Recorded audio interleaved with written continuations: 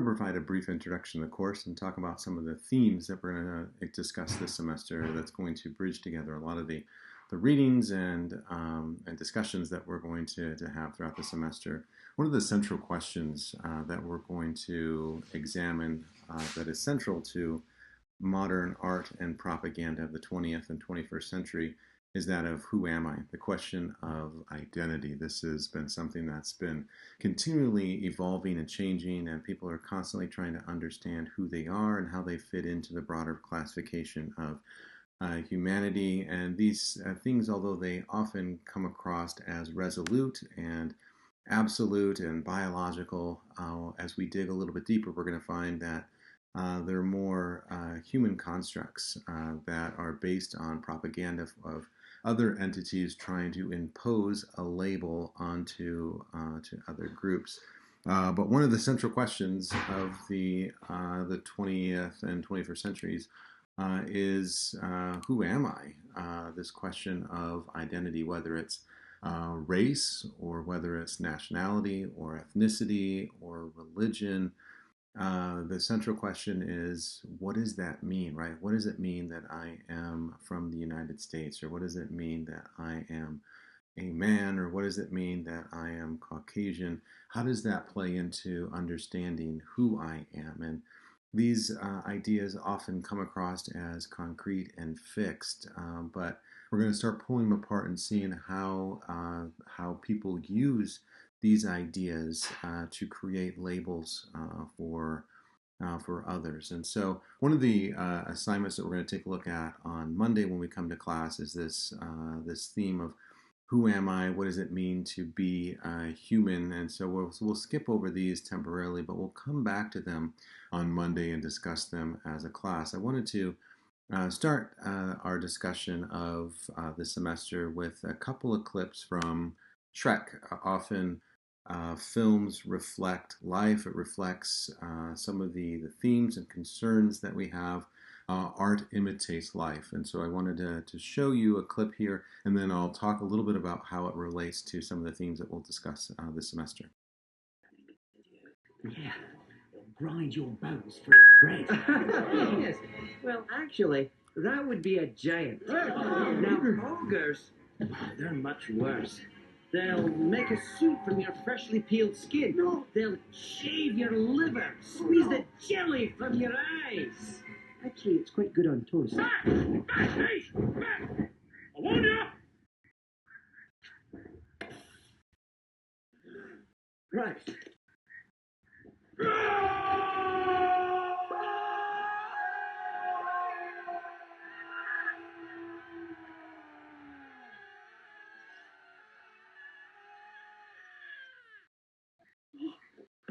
This is the part. And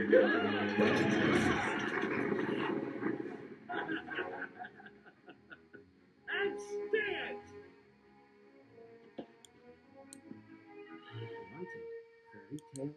So what we see within this is the idea of his identity, right? The villagers come to him and they assume that as an ogre, he's going to act in a certain way. He's going to behave according to their stereotypes of him. And he, of course, utilizes those stereotypes. He picks them apart and turns them around for his own advantage. But part of the film is taking a look at that identity of how the villagers' view of him is actually inaccurate. It's inadequate and it's oversimplistic. And we're going to see another scene where he's going to interact with the donkey, where the donkey's going to have a quite different understanding. He's going to not buy into those social definitions. Listen, little donkey, take a look at me. What am I?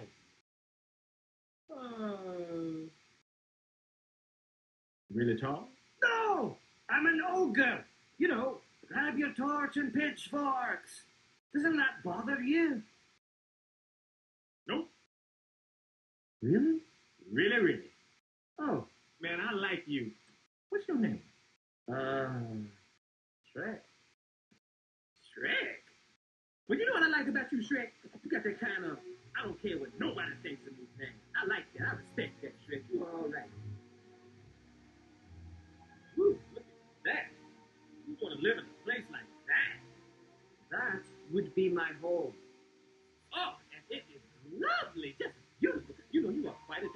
amazing what you've done with such a modest budget.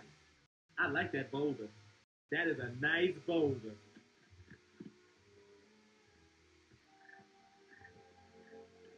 I guess you don't entertain much, do you? I like my privacy. You know, I do too. That's another thing we have in common. Like, I hate it when you got somebody in your face, you trying to give them a hint, and they won't leave, and then there's that big awkward silence, you know. Can I stay with you? What? Can I stay with you, please? Of course. Really? No. Please, I don't want to go back there. You don't know what it's like to be considered a freak. Well, maybe you do, but that's why we gotta stick together. You gotta let me stay, please, please. Okay. For one night only. Thank you. What do you do? Oh, it's gonna be fun. We can stay up late, swapping manly stories, and in the morning, I'm making wild. Oh! Where do I sleep? Outside! Oh, I guess that's cool. And I don't know you, and you don't know me, so I guess that is best, you know. There I go. Good night. I do like that, but I'm done California. By myself outside.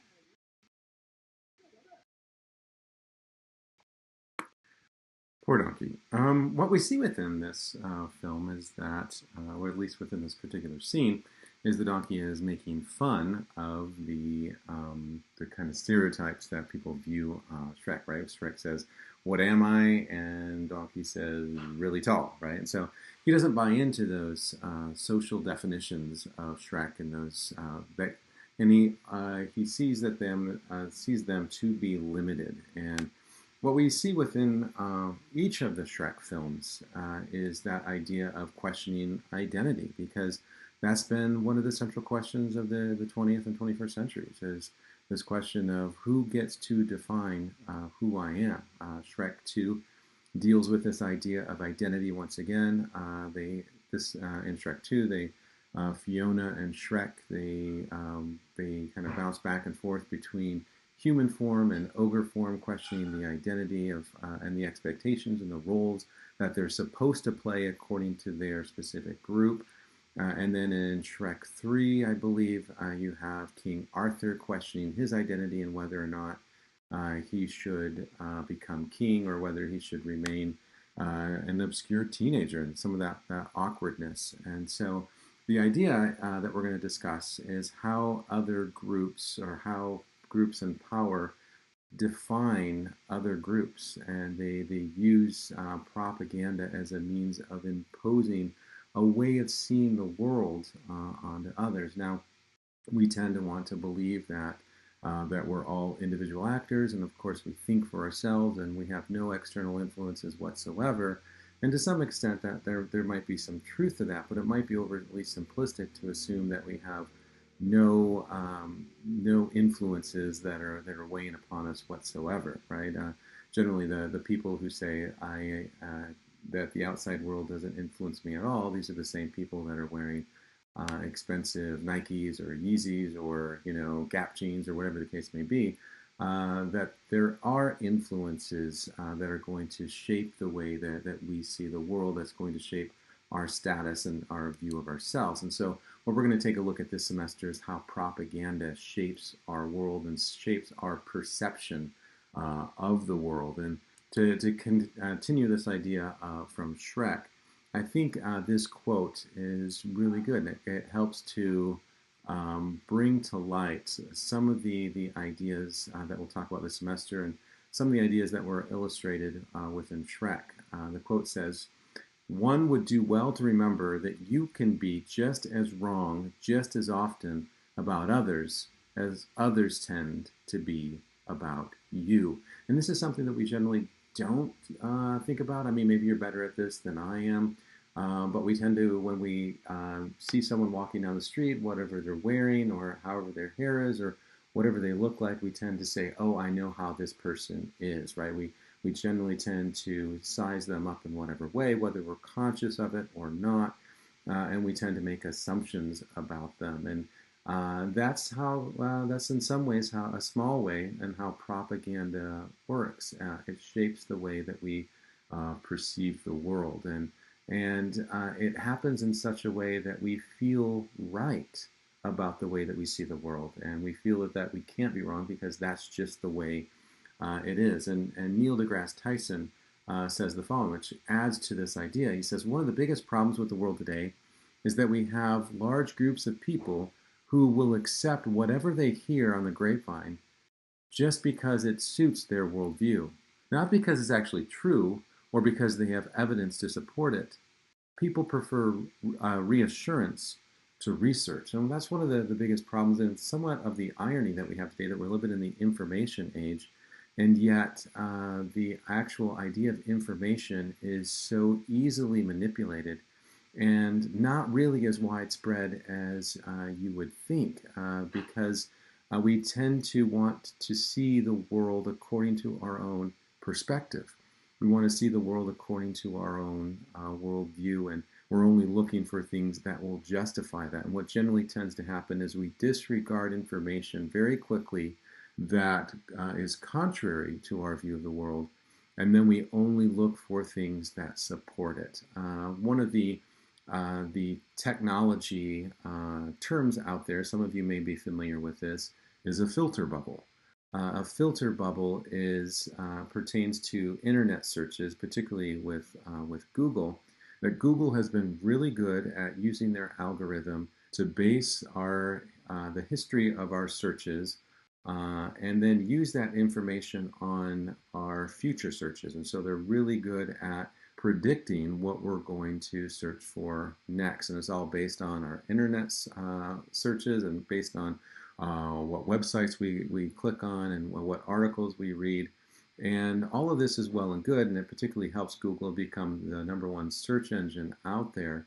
But there are some drawbacks to this, right? So the positive of this, obviously, is that we all go to Google because we know that they're going to get us as quickly as possible to the information that we're looking for, or we don't have to sift through, countless web pages in order to get to the search. They're really good at this.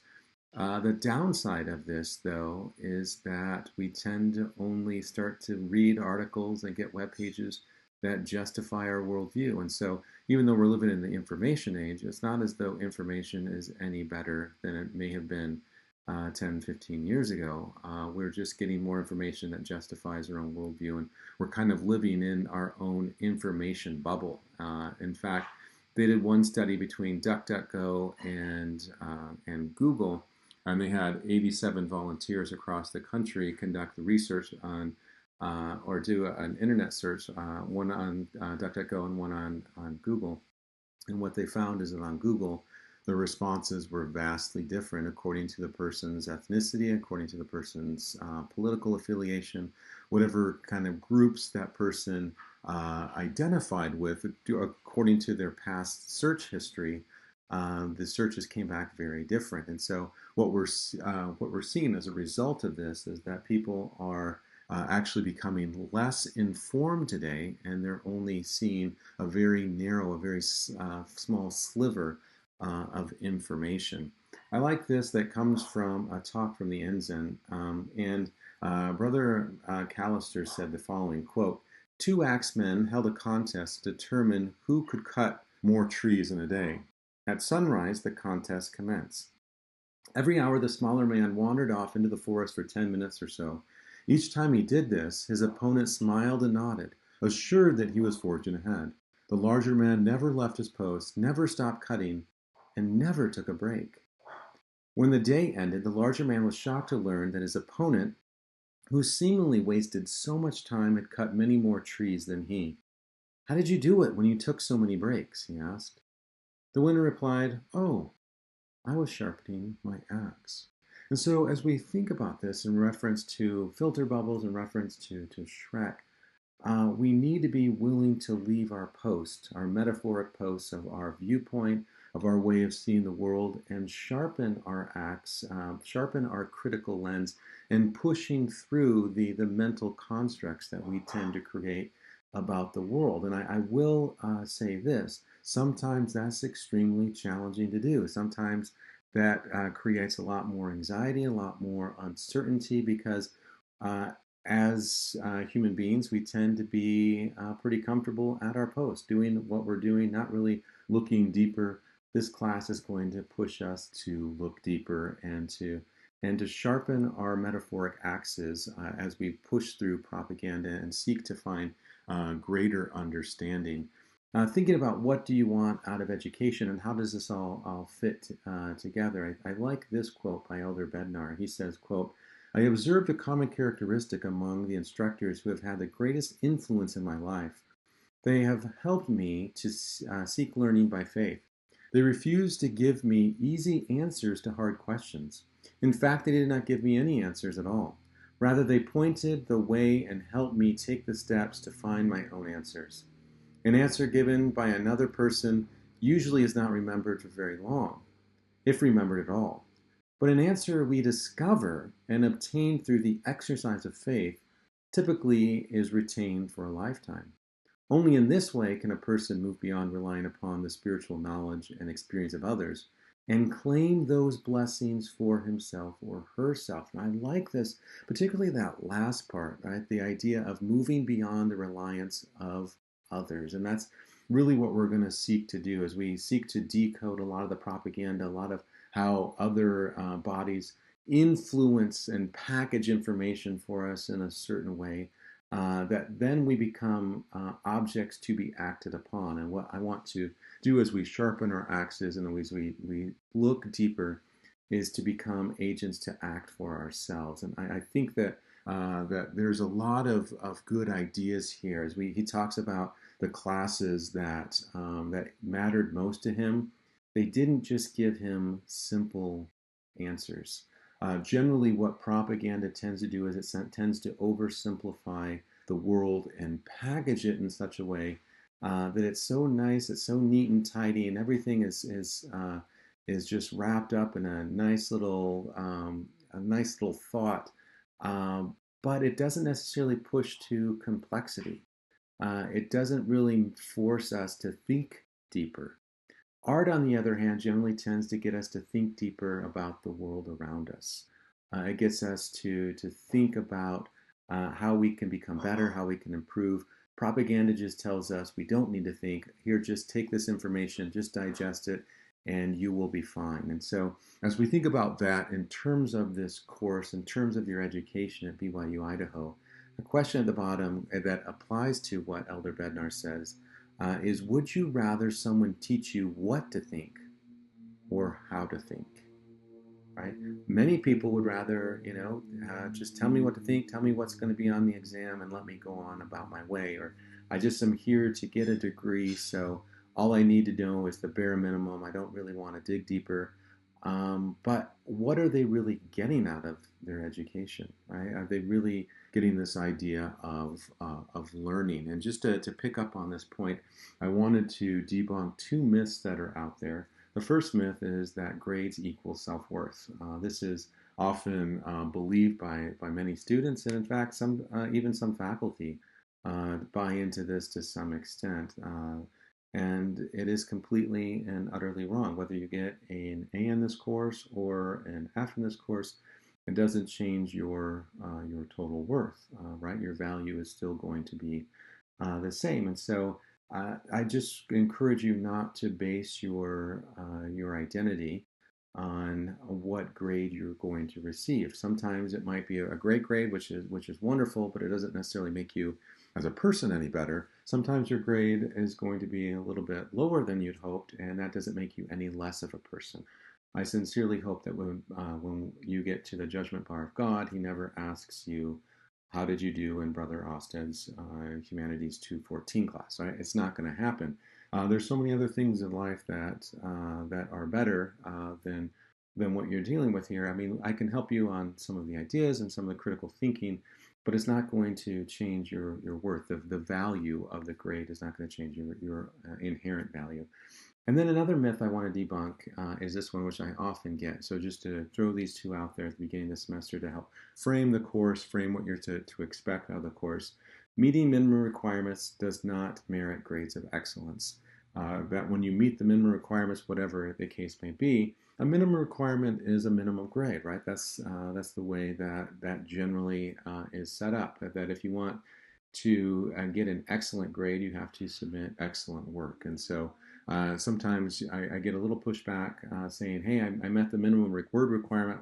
Therefore I should get an A on this." And that's not exactly how it works. There's a little bit more nuance to that. What I'm mainly going to be taking a look at is your effort. With that in mind, right, the reality, what do grades actually mean then? Grades are imperfect signposts of effort, right? I'm not a perfect grader. I'll never say that I'm a perfect grader.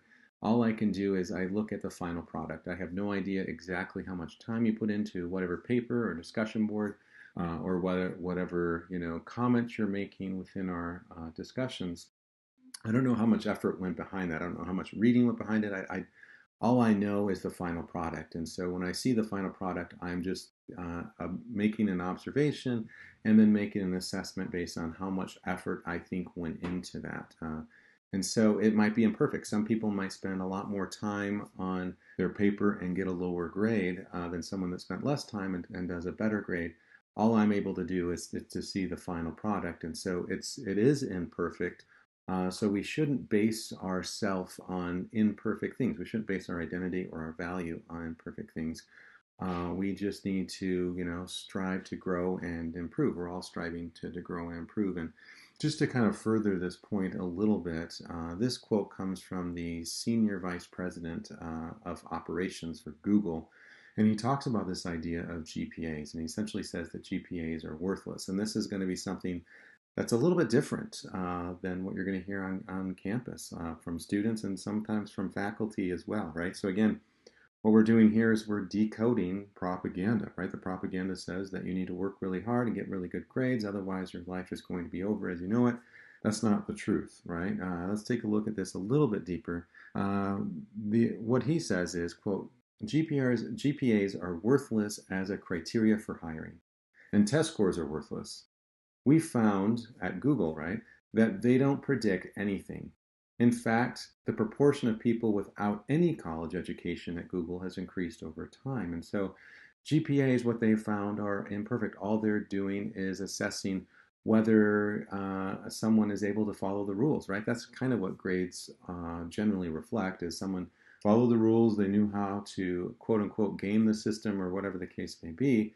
And they were able to, put forth maximum effort, and they were able to get good grades. Does that mean they're a good thinker? Does that mean they're going to be a good employee? Obviously not, right? There's a lot more factors that go into what makes a good employee, what makes a good citizen, than grades. Grades are just only one small thing, or even test scores, right? So then the question is, what is valuable, right? And here's what he says. He says, if you take somebody who has high cognitive ability, right, the ability to think, is innately curious, and willing to learn and has emergent leadership skills, and you hire them as an HR person or a finance person, and they have no content knowledge, and you compare them with someone who's been doing just one thing and is a world expert, the expert will go, I've seen this 100 times before, here's what you do. Most of the time, the non-expert will come up with the same answer, because most of the time, it's not that hard. Sure, once in a while, the non-expert, right, will mess up, he said, but once in a while, they'll also come up with an answer that is totally new, and there's huge value in that. And so what he suggests is that experts, mainly what they do is they find shortcuts. They have lots of experience, they're really good at what they do, but most of the problems that they're solving are not really all that complicated. So there are some more complicated issues than others, but most of the time, most people can kind of use, their critical thinking skills, if they have them, to be able to come up with the same answer. But what is valuable at Google? Having the ability to critically think, becoming curious, and a creative mind. That's what they're looking for. So sometimes grades reflect that. Sometimes they don't, and so they are imperfect at being able to assess someone's worth within the work industry. And so that's something that's not as important as we generally tend to think it is. And in fact, of the numerous job interviews that I've been on in my life, I've never once been asked, what is my GPA, or what was my GPA? It just doesn't happen. It just doesn't come back. What people are looking for is that you graduated, and then they're looking for what kind of person, what can you offer the company. That's what they're looking for. They don't really, most places don't really care about grades. So it's not as important as we generally tend to think. And again, I know that's a challenge to the prevailing idea, because the prevailing propaganda out there says this is the way it is. This is so important. You better, even professors kind of say this, you better, toe the line. You better do what I say. Otherwise, your life is going to end up in shambles or whatever. The truth of the matter is, that's not true. I like this quote too. This quote helps us to think about what is important with education and what do we value. And this quote comes from a cultural theorist, Bell Hooks. I absolutely love her ideas. Whenever I'm looking for something that really gets to the heart of society, she kind of strips society bare and takes a look at some of the problems that we have. And it's great that she exposes it, because then we can then improve upon those weaknesses that we have. And so she's a great critical mind that has some great thoughts that I always turn to for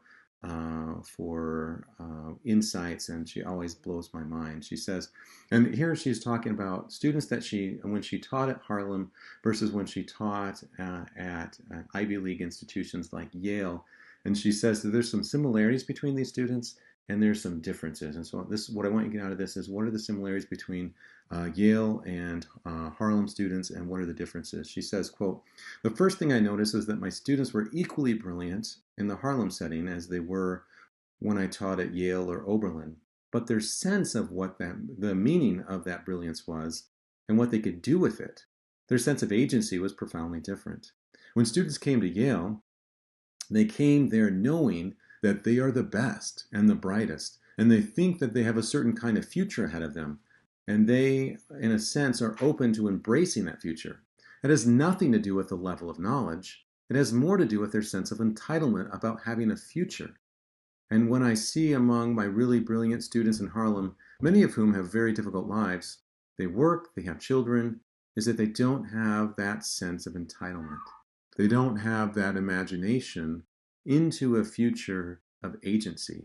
And as such, I think many professors do not try to give them the gift of critical thinking." I think that's, just stopping there for a minute, it's so interesting that the Harlem students are not any less intelligent than the students at Yale.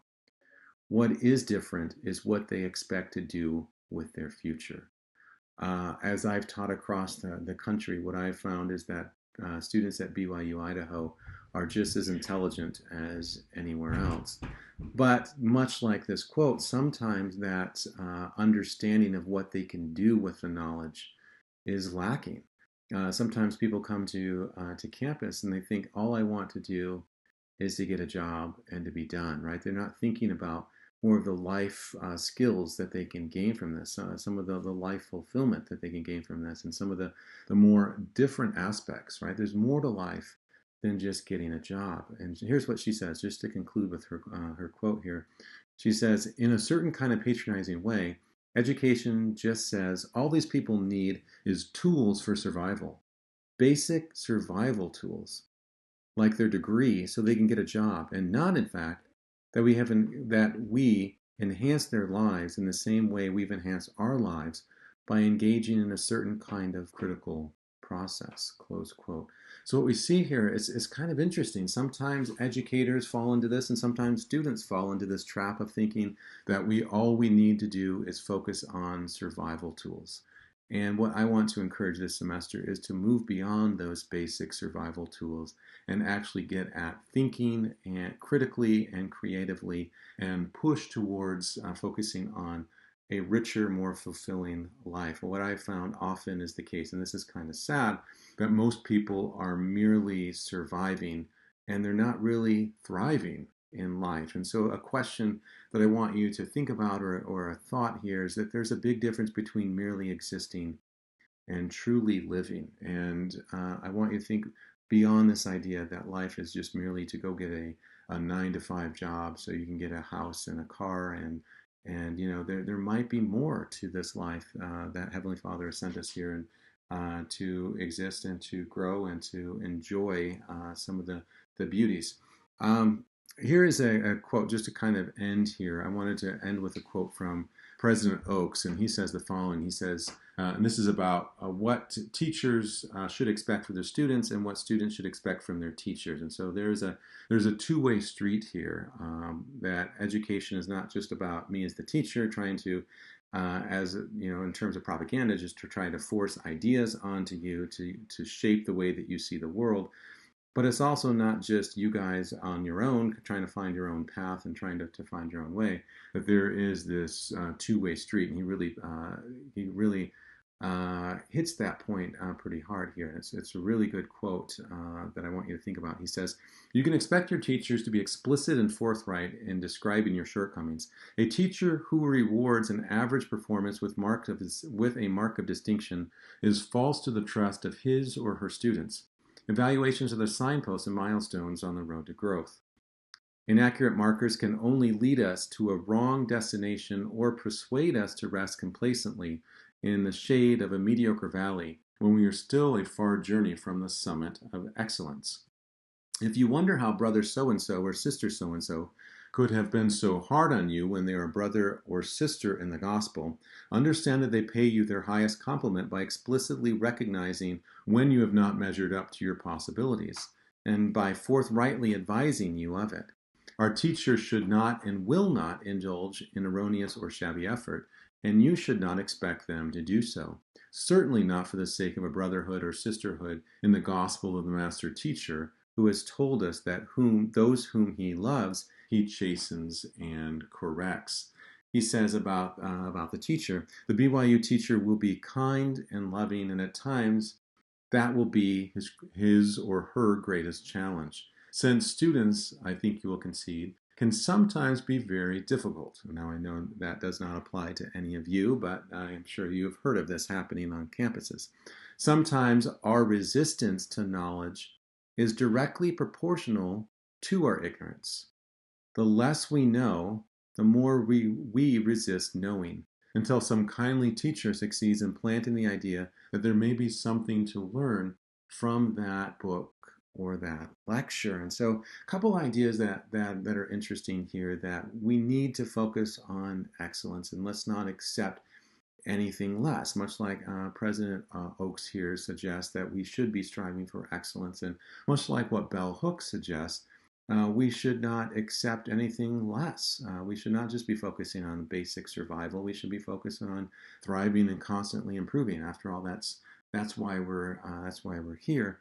And also, just to kind of bring this to a close, and some of the ideas that we've talked about, this idea that the less we know, the more we resist knowing. As we believe that we know the world around us and we see it in a certain way, sometimes we are only looking for information that justifies that, until someone comes and pops our filter bubble and helps us to see beyond the limited way that we see the world. And so hopefully this course will be that for many of you, to help push beyond the limited way that society tends to tell us what we should do, how we should behave, what roles we should what roles we should have, and what behaviors we should undertake, and actually see the world more clearly for what it is. What I would like you to do for Wednesday's class, I want you to read Plummer's Ophelia Syndrome. There's some online lectures that correspond to that. And then I'd also like you to watch the film Inception. Some of you have probably seen it. I recommend that you watch it again. Those of you that haven't seen it, I recommend it. It's a good film. Mainly what I want you to think about in terms of Inception is how the film argues that perceptions, ideas can shape others and the way that they see the world, right? And how does that relate perhaps to propaganda? What is propaganda doing? How does the information that's around us shaping the way that we might see the world, and how can we push against that?